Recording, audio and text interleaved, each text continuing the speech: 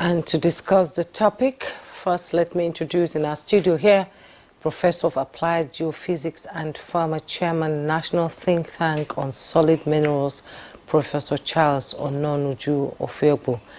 Glad to have you join us on Good Morning Nigeria. Good morning. Thank you. You're rushing. Yes, the traffic. Made it. Yeah. And joining us from our Kano studio is Professor Ibrahim Garba. He is a professor of geology, former vice chancellor ABU Zaria, and former DG Nigeria Mining Cadastral Office. Thank you so much for joining us, sir.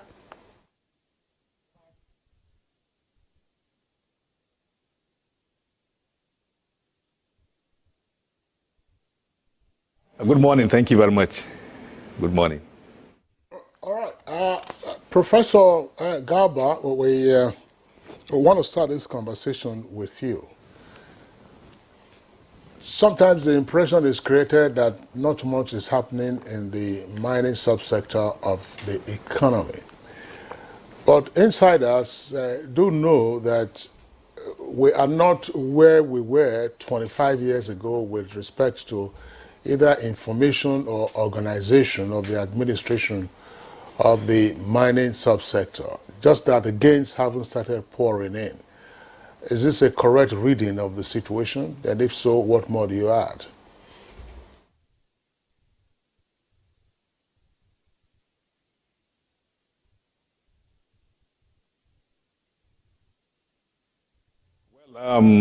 Thank you very much. Let me first of all congratulate our new minister and wish him well and welcome him into this very complicated sector, I would say. Yes, you're right, what you said, and I think the position has not changed much since then.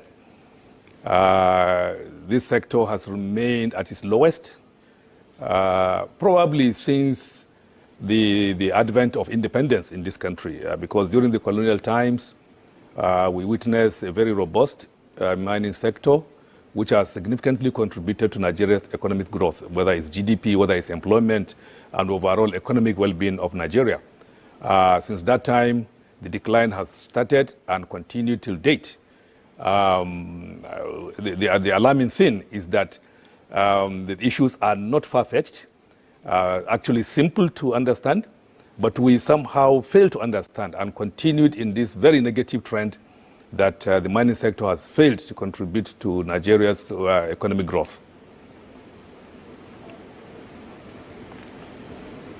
To the studio here, and Professor Charles, the mining sector, some say, has been neglected for quite a while. And as a think tank of that sector, what is on the table now for the minister, and how can this sector be rejigged? Yes, I think, like my colleague and friend Rahim said, the mining sector has been neglected. There was a time it was the mainstay of the national economy, mining and agriculture. We didn't have oil. As soon as the black gold came, all attention went to that, and all that heaps and all that reserves of solid minerals was totally ignored, if not abandoned, as with agriculture. And of course, we've seen what is going on with the oil industry. One, the environmental issues associated with it. Two, the global tendency that not mining the Ukraine war that has begun to make people again begin to think about fossil fuel. The reserves is not dwindling, but the zeal to go for them is also not there anymore globally. It's been up and down, fluctuating, and there's need to go back to our roots. And our roots as a country were very endowed with solid minerals and would need not continue the neglect. We must go back if we're to survive as a country. We're still discussing about solid minerals on earth. We're not even discussing yet the offshore minerals that we have. This country is very rich, just like we're very rich offshore petroleum and so on. Meetings are going on in Jamaica. We don't even hear about us being. Meanwhile, companies are already exploring offshore illegally, and would need to re-engineer. We need to do some re-engineering of the solid mineral sector. The minister will congratulate him. Some of the statements he has made, he has moved around. I think to some extent, he appears that he's set to work. He needs to get the right pegs, square pegs in square holes or round pegs in round holes to work with him. And then, obviously, this country will move forward. And what is the state of the sector right now? The state of the sector right now is that a lot has been done policy-wise. Acts have been put in place. Some reorganizations have been done, like the Minder Cadastre that was put in place, and then geological survey that was rejigged to become geological agency to become more proactive, more active, more serious. The funding for the sector has not been very well distributed. Before you expect to begin to reap, you must sow. Some aspects of the act that were put in place that's supposed to bring the mining the sector at par with the needs of the country have not been followed through. For example, there's an organization called Miremco. Miremco is supposed to be the mainstay, supposed to be the fulcrum on which the Mining Act is resting. Miremco is Mineral Resources and Environmental Management Committee. The essence of that is that what happened in the oil industry should not reoccur in the mining sector. And we're supposed to reach out to all the communities. They're supposed to do the activities, over 19, border on almost every aspect of the mining. The so-called illegal miners, I prefer to call them artisan miners. So-called illegal mining activities were supposed to be addressed by Miremco and so on. But I must be frank with you, it was set up, committees set up on all the states, and most of those committees are just sleeping because nobody ever cared about funding them. Even funds provided for them are used for other things. And at the end of the day, that is one aspect. Then you have this aspect of not becoming grassroots oriented. We need to be. There's so much noise about illegal mining. Let me be frank with you. The bulk of mining activity in any country, most countries, are the so-called illegal. But they don't call them illegal, they call them artisanal. But there are ways of enhancing the illegal, making them to become productive, organized, turn them into an organized sector. Under one umbrella. Under one umbrella. For example, under the Act, you're supposed to have what you call mining cooperatives. Okay, you know what, Prof? You know? Let me pause you, because you've touched on one significant aspect to which I would like Professor Ibrahim Garba to respond. Again, that was actually the purpose of my first question. Namely, that if you look at the past 25 years or so, Nigeria has moved away from where we were with respect to our approach to the solid mineral sector. There were complaints about policy issues. There were complaints about governance issues around the mining sector. Some complained about the mining legislation being old, antiquated, and therefore not useful. We've had changes to the legislation. We've had the Mining Cadastre Office upgraded, new mining leases and licenses, of course, also being granted, and so on and so forth. And that's what my question to Professor Garba, and I'm still going to Professor Garba with my question. If we look back, I'll give you another example. In the past, we used to say, oh, there were 34 solid minerals of proven value for us in our country. Research and subsequent investigation showed that actually we now have 44 instead of 34. That's right. And all of this happened within the past quarter century. So my question, therefore, is, if we take a look back or even a walk back to the past 25 years and where we are now, what is the hindrance against our making further progress from what we had achieved in the past 25 years?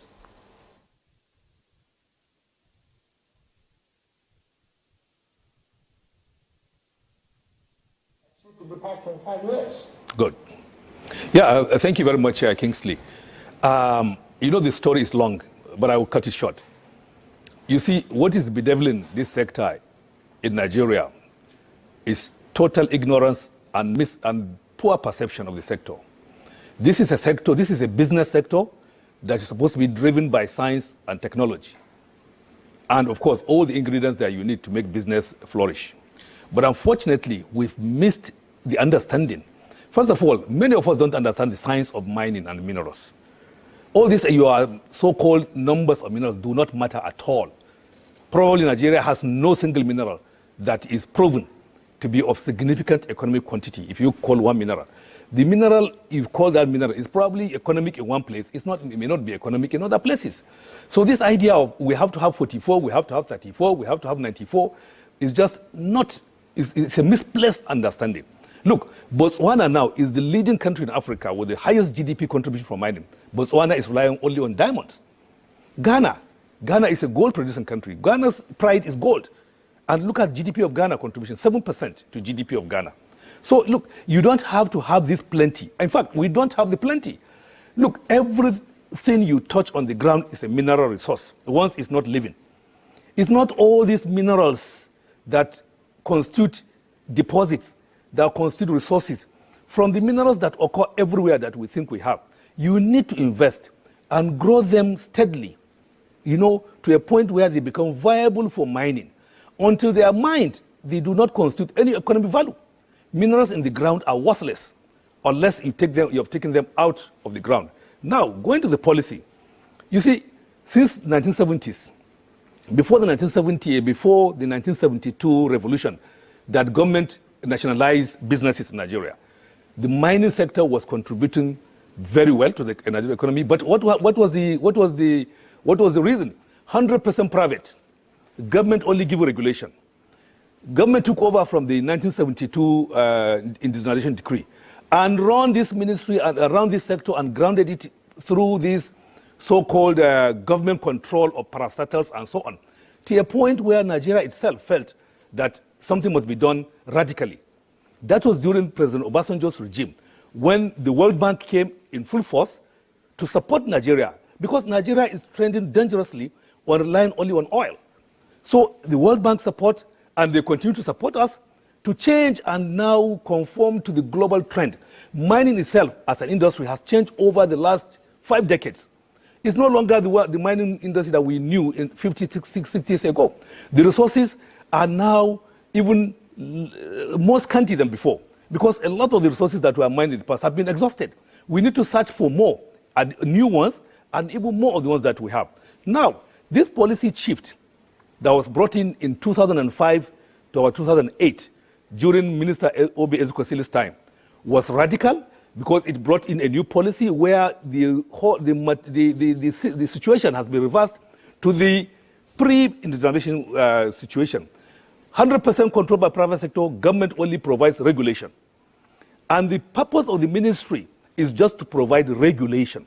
Our ministry is not a statutory civil service ministry. It's a regulated ministry. And the act that was brought, there were a lot of legal reforms, a lot of institutional reforms. When you have these two before you, the minister's job has been made easy.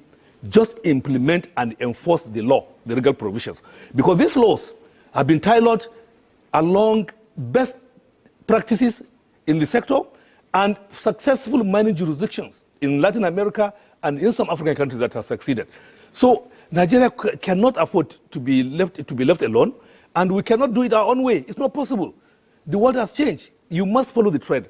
And now we have a modern mining law, a good policy, but we fail to implement, unfortunately.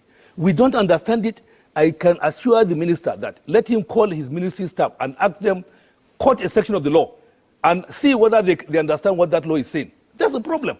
We have the document we don't read, we don't implement, and then we keep blaming policy. Policy is not the issue. It's just like in any other matter in Nigeria. We have a constitution and we abuse the constitution. So we want to change the constitution, whereas we have not even implemented or respected the existing constitution. Similarly with the mining sector. Please, there are rules of the game on ground.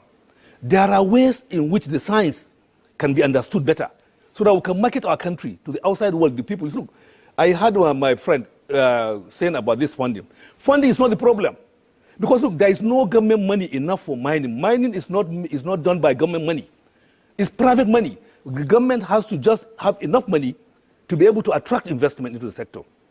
Once they put in the correct conditions on ground, the mining funds will flow. We have seen this flow or flew into Nigeria at the dawn of the reforms, when people begin to believe Nigeria, because our law has been internationally recognized to be one of the best. But unfortunately, when the investors come, we behave contrary to the law. And then they are scared, and they don't come back. This is the problem. As long as we become sincere and faithful to the implementation of our laws, believe me, you will see the resurgence of this sector. And again, we must remove this perception that Nigeria is a mineral-rich country. It's not. It's not, to be honest with you. This is science, and this is a science. Look, some of us have a whole life of education and practice and research in this matter. We cannot begin to follow people that just begin to conjecture and to speculate on this thing. This thing is based on science, please. So let us always be cautious in what we say. Let's conform ourselves to what our information provides. And of course, look, mining has been a Nigerian tradition 100 years ago. So really, we should not be failing in understanding how mining is done, particularly in the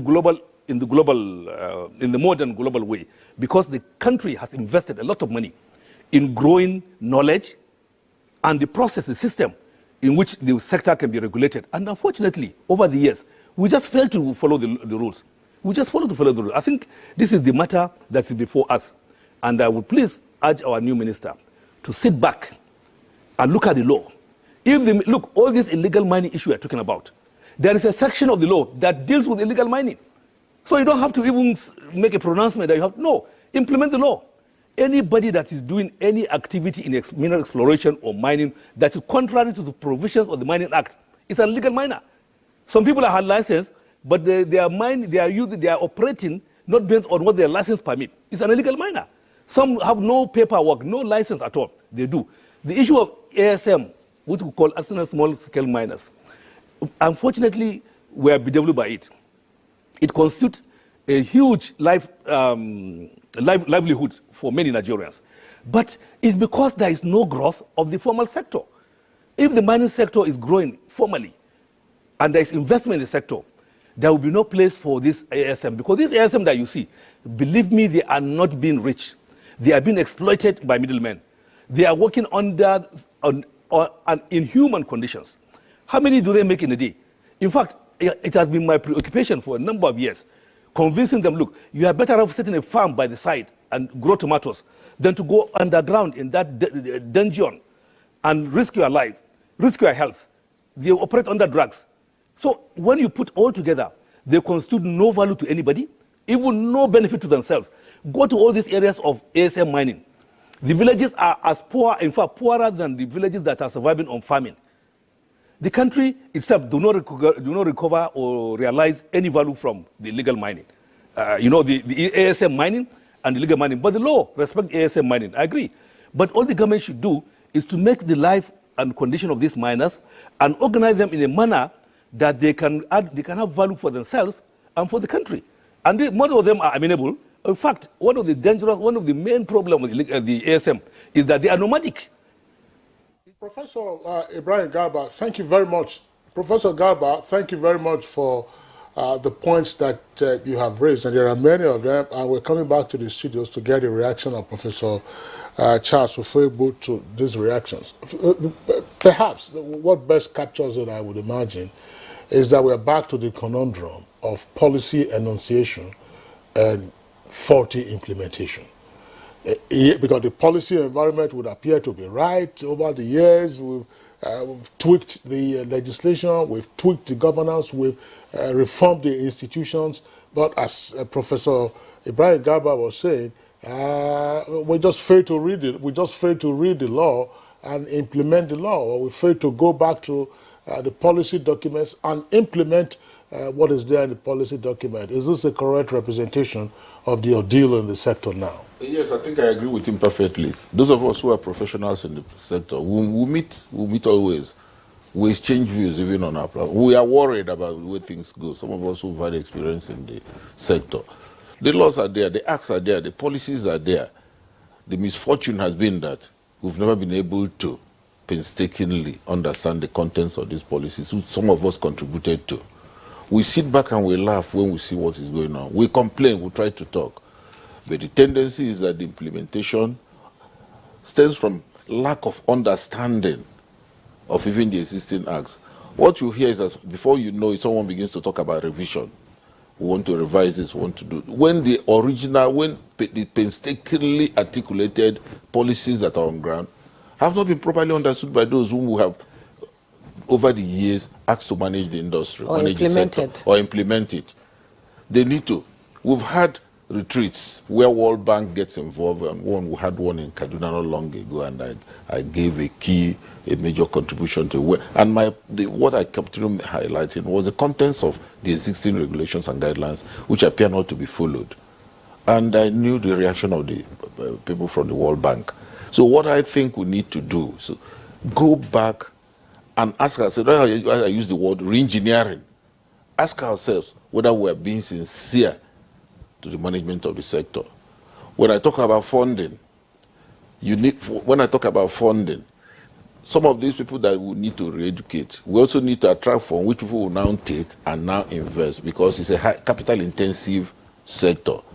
And whether we like it or not, we need to. And it doesn't have to come from government. We need to enhance and ensure that the solid mineral funds, which has already been set up by law, is functional and is existing, and that the funds are used for what they are meant for, to grow the sector. And when you've grown the sector properly, then the country will begin to benefit. Jumai, when Professor Garba was speaking, he also mentioned something about the role of the ministry. Yes. In charge of solid minerals, or by whatever name so-called. He says that the ministry should function as a regulator. Is that your own reading of the situation? Are they functioning as regulators, or they are, I don't know, how are they functioning? Well, the problem is that the tendency is that I think it's a Nigerian problem. When you appoint someone, when ministers come, ministries tend to leave the reason for which they are set up. They cannot be practicing mining. They can also not be. They should ensure that guidelines that have been set are handed over to them. It's a document. Look at this act. Ensure it is implemented. If there are problems with implementation, articulate how to overcome that problem. Where you think there are areas of this document that needs to be modified, bring the right people. Begin with those who even articulated it in the first instance, and then bring the right people to sit down around you to have it changed. But the tendency has been that most times the ministry has left that purpose for, because there was a time we had Mining Corporation of Nigeria. All those things created their own problems because of this indigenization policy. Then they said, no, let's now just come up with. We held a retreat in Jos. That was how they said, okay, let there be a think tank. Let's even articulate. It was obvious, sequentially. And then we came together. Myself, Professor Rahman was the vice chairman. And then we said, create these arms of the ministry, claim this and take away mining cadastre. NGSA should become, because that time the geological survey, Nigerian geological survey we visited, we went to see, there was a very equipment that was very important. It was there, rain was falling and water was falling on it, and we would now say, wow, we need to have an agency that is professionally driven and so on. And I must say that the NGSA has done its best, but still needs to do more. The ministry should confine itself to regulatory purposes and also advising government on when to make changes to this guidance regulation, and not to begin to dive into I hear statements that are being made, floated here and there. Oh, South Korea will do this, that will do that. I doubt that is where to begin. We need to. The minister should sit back, bring his team together, maybe hold a retreat, sit back, let's understand, appreciate what these acts are, and based on that understanding, begin to implement it. And look at, there are some silent aspects of the act that are supposed to make his job very easy. Once you ignore them, we ignore them at our own detriment. I've mentioned one, which is very important. I mentioned one, the role of Miremcos and so on, and how nobody talks about them anymore. Okay, both of you have raised some, pertinent questions, and most people look at the solid mineral sector as a sleeping giant that needs to be woke up. And let's bring in Professor Garba now. Professor Garba, you talked about the acts, illegal miners being illegal and not artisanal miners. And the minister has come out with a roadmap that he feels will address all these issues you've raised. So what do you make of this solid minerals roadmap?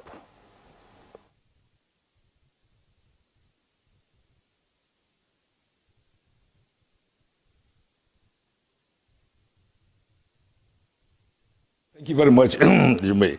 I have not seen the roadmap yet, so I may not be able to comment on it. But we have had so many roadmaps. You know, I want to remind the minister that there was a 2012 roadmap by a minister like himself, and I remember I participated in it, and I gave the late presentation trying to understand the roadmap. Then 2016, when His Excellency Minister Fahimi was the minister, he made a roadmap committee. I chaired the committee together with the late fellow colleague. We co-chaired the committee, and we brought in robust ways. Actually, at that point, excuse me, I told the minister at the beginning, I said, look, minister, these roadmaps may not lead us to any good road. It's a road leading to nowhere. Because if you come and meet a roadmap on ground, to what extent have you understood that roadmap? And see whether there are new ideas or over time things have developed that you want to input into it. So a roadmap is not something that you wake up into and then start to run on a particular road. No, follow the rules. There is already an existing roadmap on ground. How far have we implemented that roadmap? Where are the challenges so far? But like my friend, professor said, my senior colleague, that if you have not even implemented it, why do you bring a new one? So the best we expect is that maybe it's time now to look at the roadmap and see is it relevant or not. And then if it is, it need not to be called roadmap of this or roadmap. It's roadmap for Nigerian mining sector. And we're all contributing towards it. You know, this is the main problem. I think I really pity the minister because we are not sure, we don't know from where he's getting his own advice and guidance. Because this ministry has suffered. You look, there was a time when there was an average of 1 minister per year. There were about 12 ministers in about 15 years. And all of them, none of them has a background in mining, like our new minister also. But when they come with a retinue of interest of people that will begin to tell them sweet stories. And if they don't have the knowledge of their own, or if they don't consult widely, they may not likely understand the issues. So this idea of roadmap, we have had so many. I think it is not time really, if I would advise the minister, to bring a new roadmap. But if there is one, let us see it. And then, of course, if it is something that we need to key in and help him implement, fine and good. But I've not seen that roadmap yet. Professor Ibrahim Garba, well, thank you. I think that it's useful. Each new helmsman at a ministry would say, well, this is what I intend to do. After getting the briefing from the ministry top officials, including the permanent secretary, directors, and heads of agencies under that particular ministry. That's where it now says, okay, this is where we are proceeding from. And that is the whole idea of a roadmap. But if it is to go off on a tangent, I think then that's where the concerns you were talking about now will arise. But I would like this clarification again in terms of the more effective role of the ministry. Because the ministry is not just ministry as ministry. The ministry has a number of agencies under it. And I'm sure you remember this, Prof, that at some point in the industry, at least in recent years, one of the greatest complaints was, absence of current and reliable mining data and relevant information with respect to mining. But that appears, of course, to have been taken care of now with the plenitude of data supplied by the geological survey departments and all others, plus others who have also done some measure of investment, which would seem to suggest, in my opinion, and I would like you, of course, you are the expert to respond to this, that we are moving the needle from where it previously was. But it's just to say, how do you accelerate?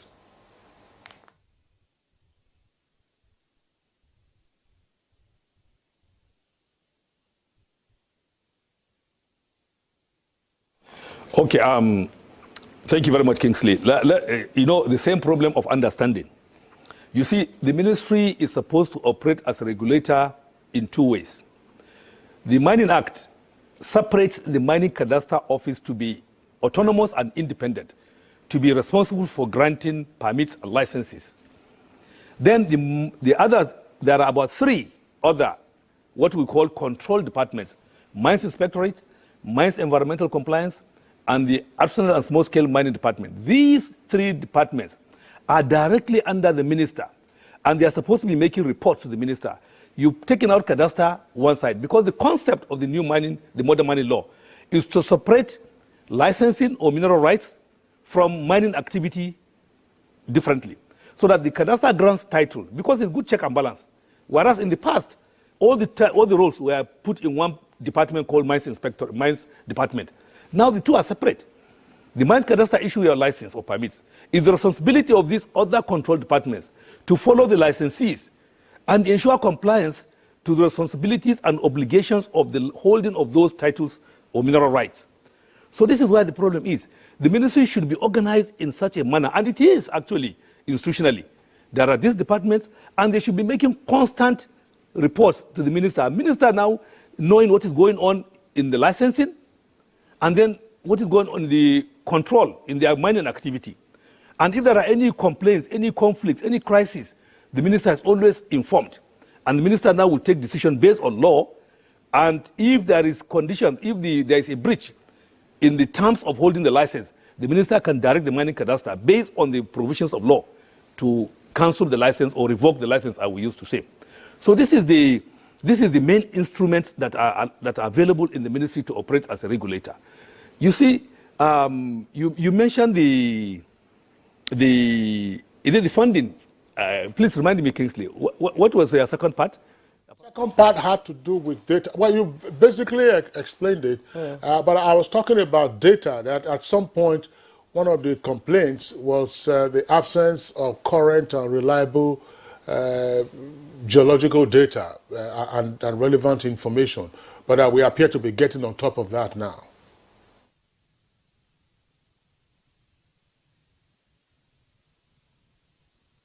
Correct. But we appear to be getting on top of that now. No, yes. Thank you very much. I think, again, another misunderstanding of the sector. You see, the geological survey, as in many countries in the world, there are offices or departments, organizations set up to provide geological information for public good. They give information for minerals, give information for water, give information for environment, and so on and so forth. So it is a source, because look, our lives is based on geology. We sit on Earth, and every knowledge of this Earth that we put our foot, place our foot on, is geology. And the geological survey is the arm of the federal government that is a reservoir, collector, keeper, and sharer of the geological information. But they are not generating information for commercial exploration mining.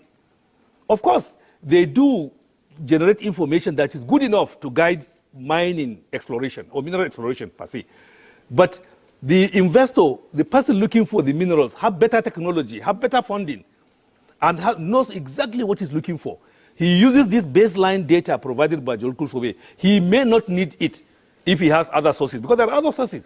All of us in the university are doing research that probably the geological survey is not aware. They have access to. There is also other people, other bodies that are doing geological information, that are generating information that the investors are aware. Because investing in mining, you must be knowledgeable. You are following data all around. Some of the data, we don't even have it, but somebody has generated from outer space for us.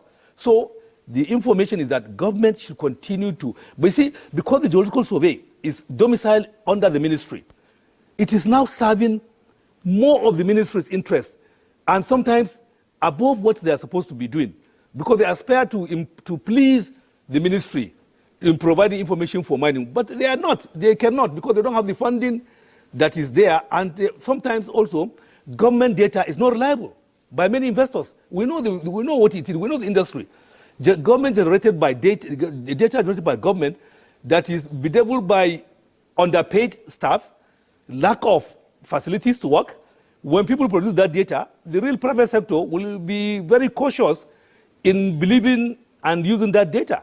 So that is why even the geological survey data is supposed to come to people for free, because it's supposed to catalyze or facilitate or attract investors that will come and do more work So the investor is the one that will put in more work to generate data that can lead to mining through exploration. Okay, thank you so much, Professor Garba. Let's come back to the studio and let's have your comment on the same issue here. Well, let's have your contribution to the world map. I agree with him to some extent. To some extent, I would say that the cost of generating data is quite astronomical. Our mining sector has not gotten to the point where we have miners who have the resources, have the know-how, or even the personnel to generate their own data. You also require approvals of government to even proceed with generating data, because some data you generate are of strategic nature. And you don't just go about carrying equipment. I'm a geophysicist. When I put a picture of what a geophysicist looks like with all kinds of gadgets all over his body, you don't just go about walking roaming all over the place. Someone must provide the baseline data that encourages you to even say, yes, I'm looking for gold. I think I have some information from the geology and from the geophysics that suggests that there's some gold here. When you've now acquired, taking the lease, which he had been in an office, that we insisted that this mining cadastre should be independent. I agree that it's not still 100% independent the way we wanted it. You still have influences of government on who gets the lease or who gets that and where that is. And then you now go back, identify where you want, and relinquish those sections you don't want, and go for where, based on your more detailed studies you've carried out, engage a geophysicist predominantly. Then, when you have done all that, identify the area, then you do some coring, get some samples, now analyze, be sure of the quality, be sure of the reserve estimates, and then when you've got that, you begin to design your mining. There are procedures that if you design the mine and then proceed with mining. A lot of this is not done. Even those who are claiming to be producing gold, running into millions. Everybody wants to know how many $1 million of gold. Nobody knows the damage. That's why so much damage is being done. Go to Zamfara State and see what is happening. Nobody is following this sequence of events that are supposed to be followed for sustainable mining. Our mining in this country is not sustainable. But then, as for the Geological Survey Agency, yes, they're generating some. So a lot of money has been spent on, for example, radiometrics, airborne geophysical surveys, and things like that. And the issue is, to what extent is this helping the growth of the sector? You still expect university to pay money to get, for example, typically aeromagnetic data. You ask them to pay 30,000 for one sheet or whatever. So how are you encouraging further research? How are you even encouraging further work? Because like he has said, the people that make up the Geological Survey Agency, they're not the best. They may not be. They know they're knowledgeable, but they may not be the best. But why is that? But you need to cross-fertilize with the universities. That's what I'm cross-fertilize with R&D for us to get the benefits of even that data you have acquired. What happens to the thousands of geologists, geophysicists that graduate from the university every year? What happens to this crop of graduates? Since you said that most we're not having square pegs and square holes here, most of the people in the ministries do not know what solid minerals is all about, and so what happens to all these graduates we churn out every year? Now, I must say, yes, we turn out graduates. There are many graduates, but there are the graduates. Explain. Just like there are many professors, I say it, but there are the professors. There are many scientists, but there are the scientists. Typically, we have not supported our departments of geology, for example, or earth sciences. Let me use that word so that it can accommodate error. When you go to, I'll give you a typical example. I was with a young man who said he was a third year student in geology. And I asked him some basic questions, which I expect him to know. He's going into his final year now. And then I asked him, did you ever use a microscope? Have you ever seen a thin section? Did you ever try to do it? I'm not a geologist per se, but some people think I'm a pure geologist because of where I have cross-fertilized with geologists. And from the way he was answering, it's obvious that he's just going to carry that badge as a geologist. But he's not a geologist because the system we have put him through has not produced him as a geologist. And it's not the fault of the universities. The carrying capacities are not respected. You go to a lab, a third-year geology lab, you see 300 students there. I went on a visitation on one occasion in a university that's highly respected in this country. Third year, 300 students with only about 5 or 6 microscopes there, and then they're going in turn, going to look. The man looks and says, yes, okay, they go away. And I asked them, how can you produce people and say you produce graduates? So that's the problem. We have not actually, so we need also, this is where we need the universities to be engaged to produce the geologists. And then when we have produced the right geologists, you find out that these geologists must not even all be looking for employment. They can even go on their own. Yes. Okay, all right. Professor Ofebu, thank you very much. Professor Ibrahim Garba, and of course, Professor Ofebu can also listen in on this question. It appears from what some informed observers have said about our minerals subsector, that the major challenge now is how to turn our country into an exploration destination preferred by investors. That is the major challenge. But instead, we appear to be dealing with peripheral issues, artisanal miners, illegal miners, and some of the exotic things that for you to get the big names, you know, that's in this country we've had a number of road shows over the years. You go to Canada, they will participate. You go to South Africa, they will be there. You go to Latin America, they will be there. Australia, these are top mining destinations, and you keep hearing them. But the big names are not coming in the way we expect them to come in. And that's what some persons say is a major challenge with respect to the industry. If you agree with this position or you disagree with it, what do you think are the existential issues that we need to deal with and get away from some of these environmentally harmful, illegal and artisanal mining activities?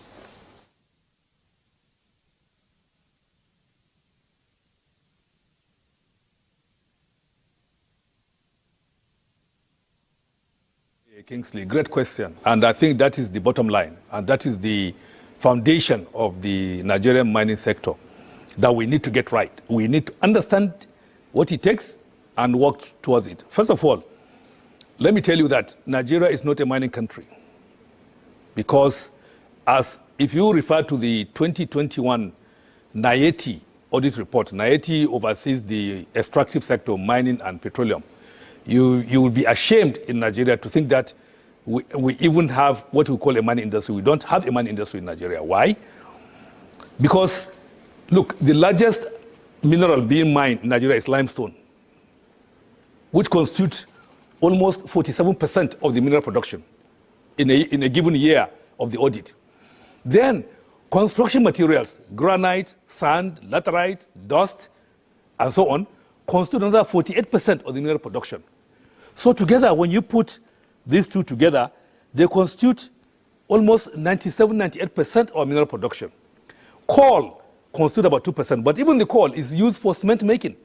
So the total, all the limestone production, all the coal production, when you add up, nearly over 50% of the mineral production is geared towards cement production.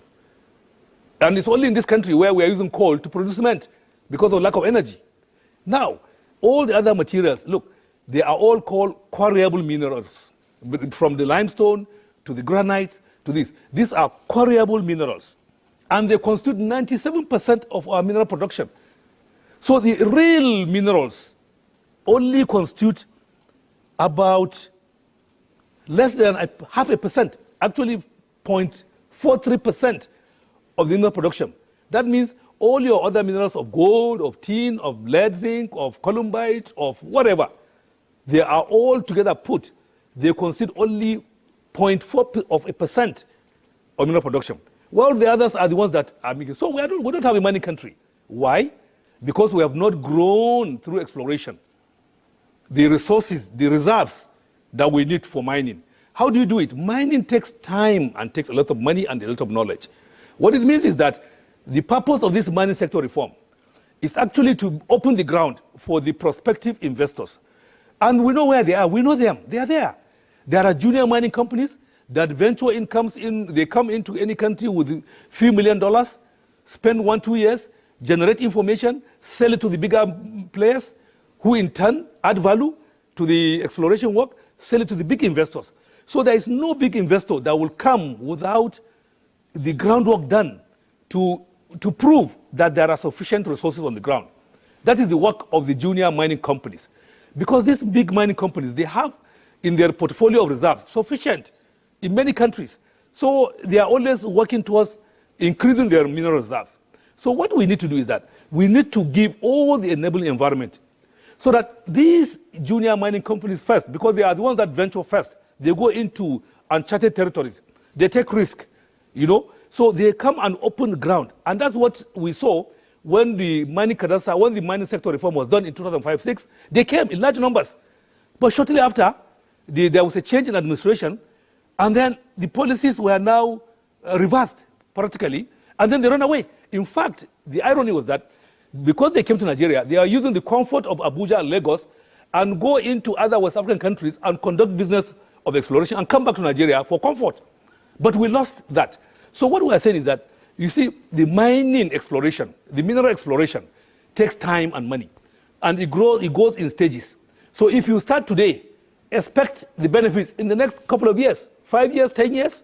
There are mining projects that are in exploration in this country today that, in fact, it was an existing mine.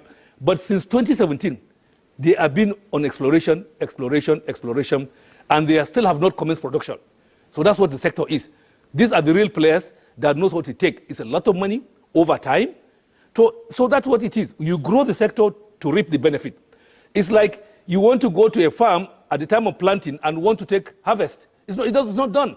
Even the oil industry that we're benefiting from, we have to sit back and look. There was investment in exploration done for over 30 years before Olebri was discovered. Professor Ofegu can tell you more. Over 30 years of investment and exploration before we discovered Olebri and the dawn of the Nigerian petrol industry.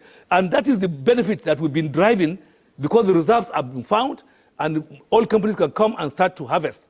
Now, we need to do the same for the mining sector. So we don't expect to wake up today and start to mine without generating the reserves for mining. Let me leave it at that. Much, Professor Ibrahim Garba, you've raised some pertinent questions. Of course, there must be a conducive environment for this sector to thrive. We'll take a break. When we return, our conversation will continue. On the network service of the Nigerian Television Authority. Now, back to the studios. Professor Ofegbo, on the issue of the critical roadblock, if you may, or the critical hurdle that we need to scale in order to accelerate growth in this minerals subsector. That's what Professor Ibrahim Garba was talking about on the basis of the question I asked him earlier. Namely, why is it that we are still not succeeding in converting our country into a preferred destination for exploration? Because exploration is key to production of minerals. Instead, as I said, it's all this peripheral and ultimately unhelpful issues about artisanal miners, illegal mining activities, and so on and so forth. The big-time miners who would come and make some change. And this is a question I will also ask Professor Garbas going forward. Sometimes I hope we are aware, in our country, because Professor Garba first dropped this at some function a couple of years ago. Guinea Conakry. What Guinea Conakry is doing with mining, it should be a lesson. What kind of lessons can we learn therefrom in this respect? Let me begin by, I want to just say that we haven't gotten it all right in this country. Extractive industry has as its root exploration. You first have the preliminary exploration, which maybe like he described, use small exploration people to do. Then you have the more detailed exploration work. You begin to do infield data, like in the petroleum industry, like he said. The amount of work we did to get to the point where people are drilling and finding oil. Mining is also time-consuming and capital-intensive. And then also, nobody wants to invest in a country where you don't have stability of investment, security of investment. And two, where you don't have clean, you don't have transparent source of information, transparency in the fact, transparent source of information, transparent administration of the information you are seeking. So I counted my words. That is where most times people would rather want to go and invest in a place like Guinea. Not that they're neater than us or whatever, but at least I used to be involved with mining. I had a company. We were involved even as far as Guinea, looking for cobalt, trying to, I was like an advisor trying to get a cobalt concession. In Sierra Leone, we were able to get limestone, iron ore, gold, and even diamond concessions. And at a stage, showed African minerals that a group of Nigerians can also compete with you. And they could not. One of the blocks, we took it from them in Sierra Leone.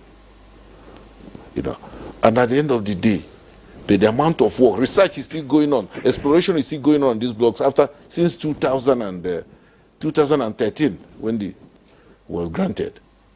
We've had to, coring is going on.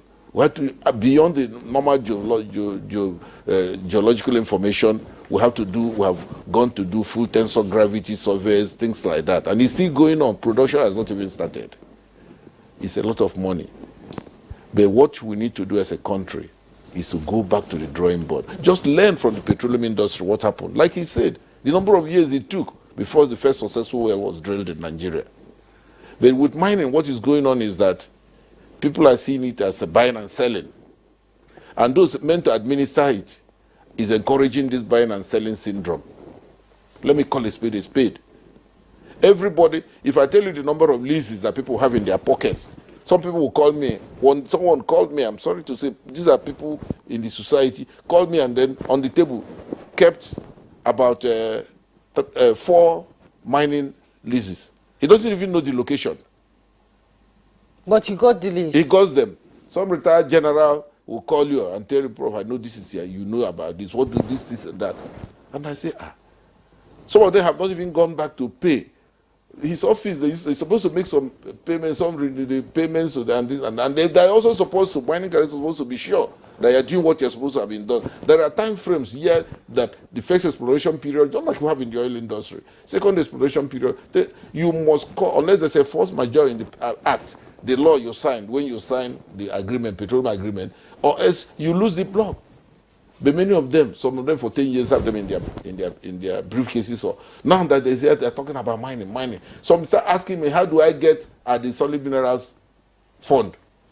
So he's bringing out these papers, believing that the solid minerals, now I can go there and get some money. Not because he wants to go into mine. And then some of them are sitting on most of the viable areas. Someone brought something to me and I told him, I said, well, with my knowledge of NRA, because I serve on one of their committees on the policy, the radioactivity policy. I said I was the chairman of the policy, one of the subcommittees. I said to him, this area, you can't mine there that this is uranium, that this area is radioactive. And that I told him when I looked at it, I said, this is Osina in Cross River, you go this direction. You say, oh, you know the place. I said, of course, there's a signboard we put there, you can't go there. But you're carrying it in your pocket.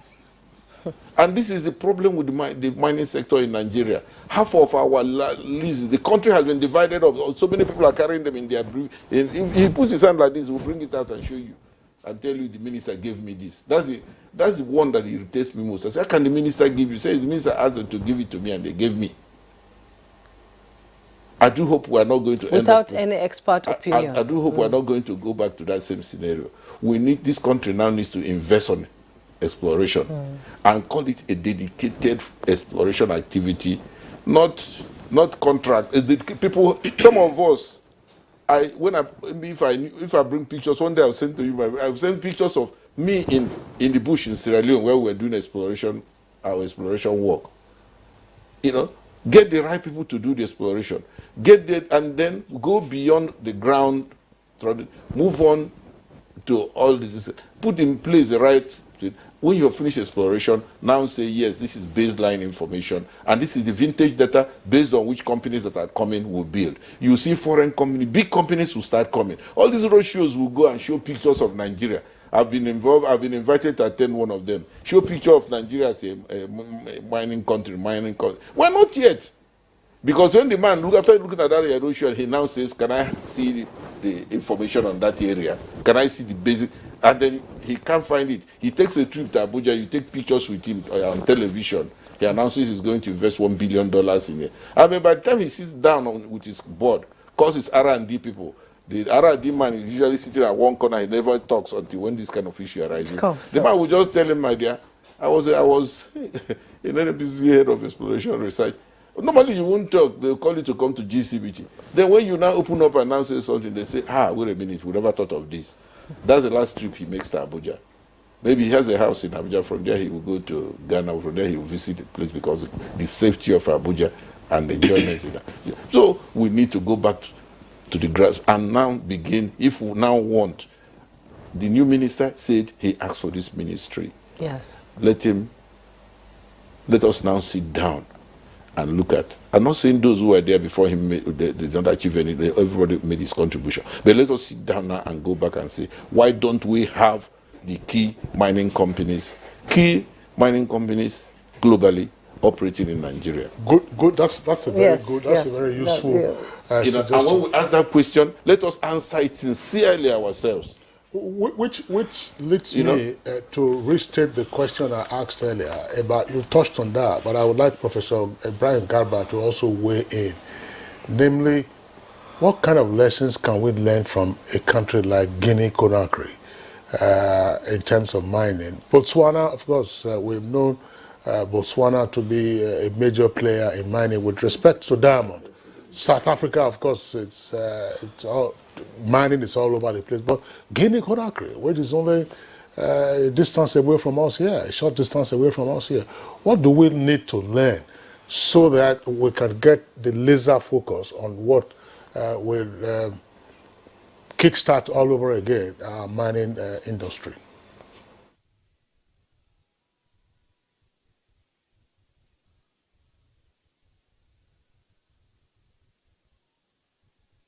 Thank you very much, Kingsley. You are really asking pertinent questions, and the answers are very simple, incidentally. Very, very simple. It's just we fail to do the right thing.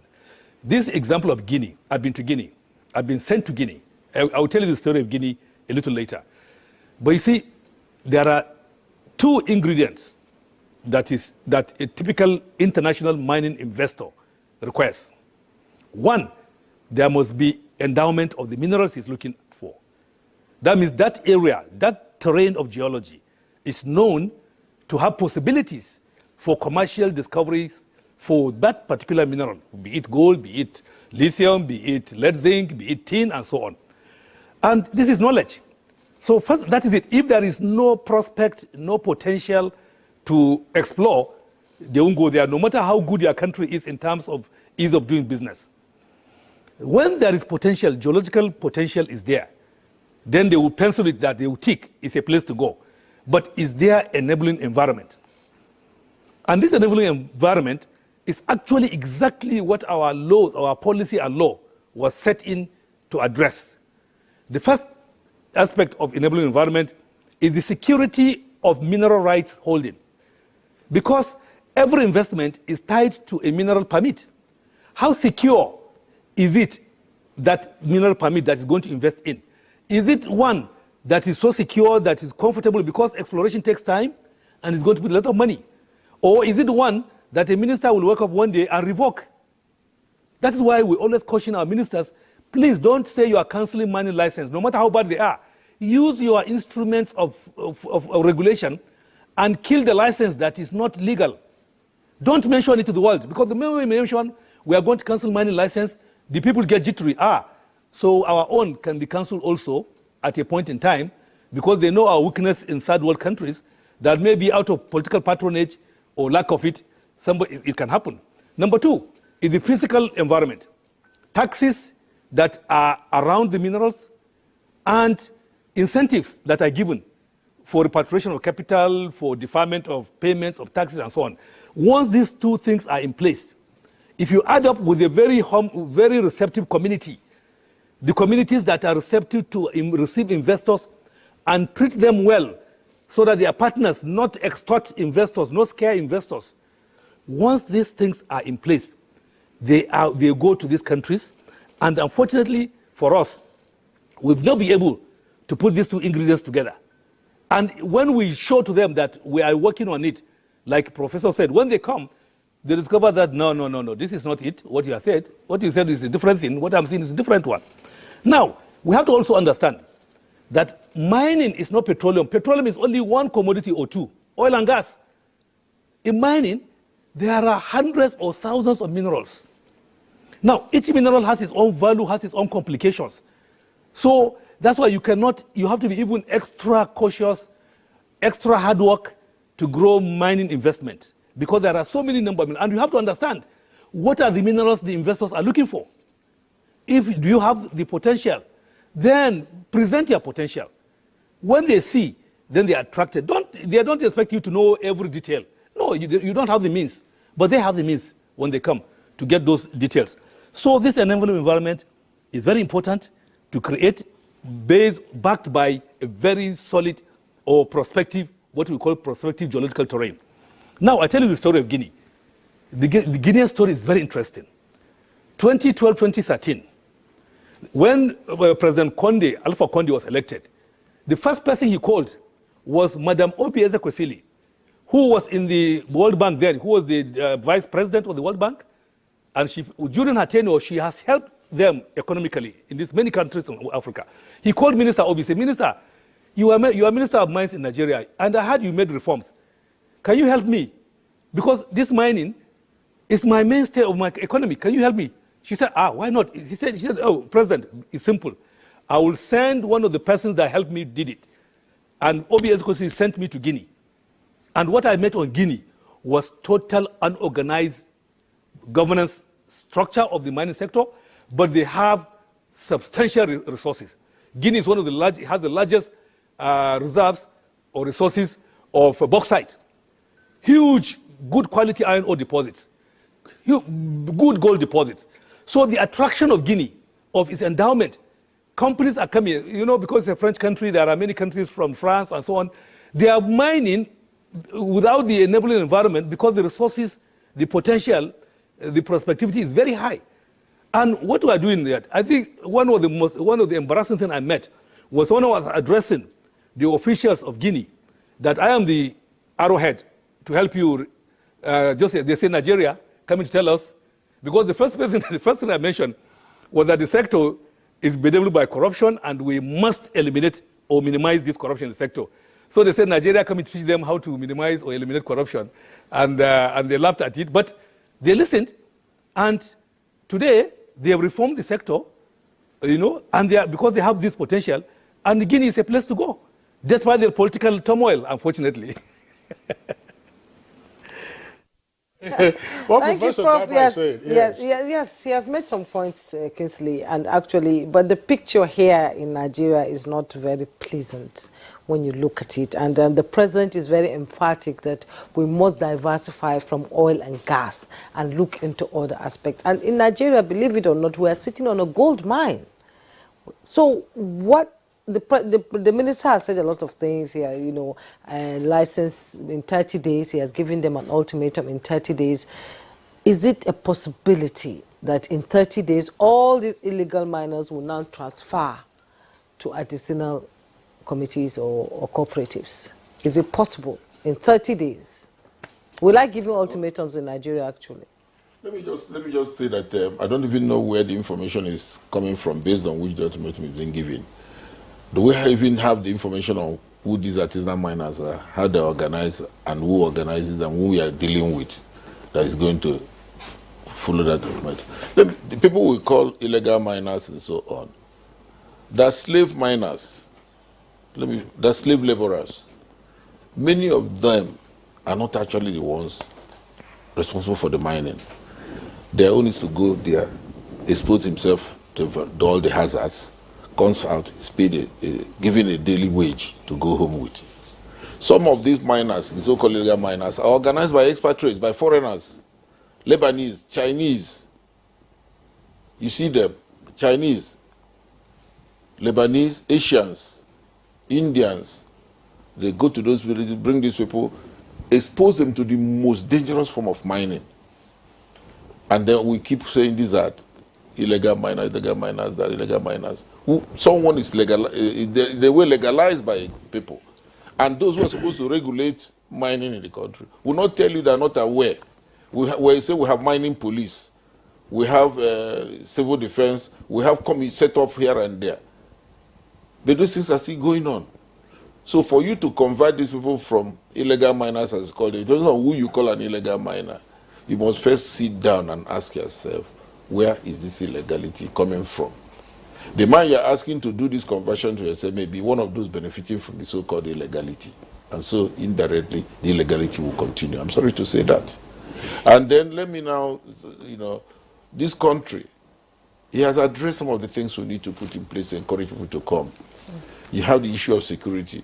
Mind you, most places who have these our minerals in large extent are areas where we have banditry going on and so on now. And you need to, that is why the only form of mining, the only people who can take the risk are some of these Asians who are prepared to do anything, and then they get the gold, they put it in their pocket and come out, and then they travel. As far as I'm concerned, if they survive one trip, they're happy. If they don't survive the next trip, they're okay too. Then we need to address the issue of insecurity. We need to address the issue of physical concerns, like he has said. On paper, all that is provided for. The fiscal regime is wonderful, is that. But when it comes to reality, you find that it doesn't exist. The case of Guinea-Conakry, yes, they've succeeded in a way. They also have their teething problems. I happen to have had actual on the ground involvement in mining. I think the company I dealt with, I'm an advisor to, still has an office there. One of the condes is actually the manager of that office, because they have their own problems too. For you to stay with, you must have your personnel from particular families and particular family and friends. And friends. And then, but we're still there partnering with people and succeeding, because those other bigger companies are coming into Guinea. Guinea doesn't have the logistics.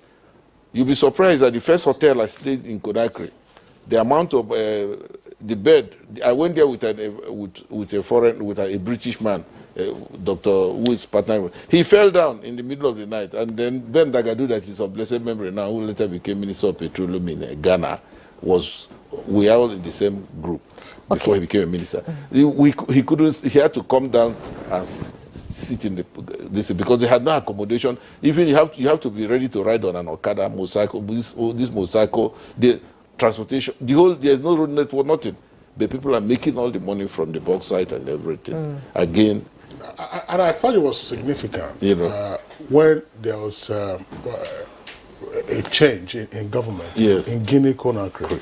Yes. There was a lockdown announced, closure of borders and other land, air, and all that. And what they then did was to create an exception for those in the mining sector. Yes.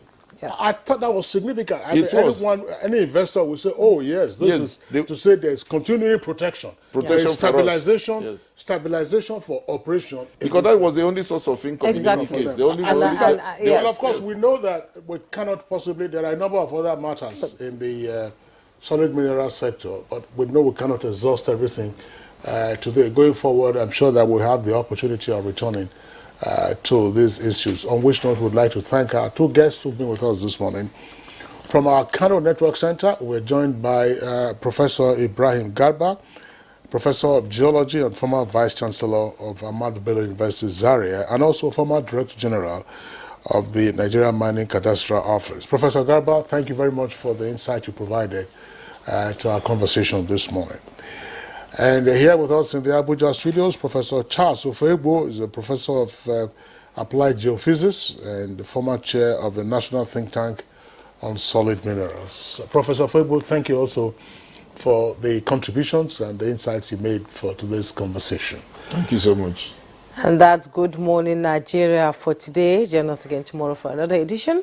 I am Jumma Yusuf. And I'm Kingsley Osadolo saying, do have a nice day.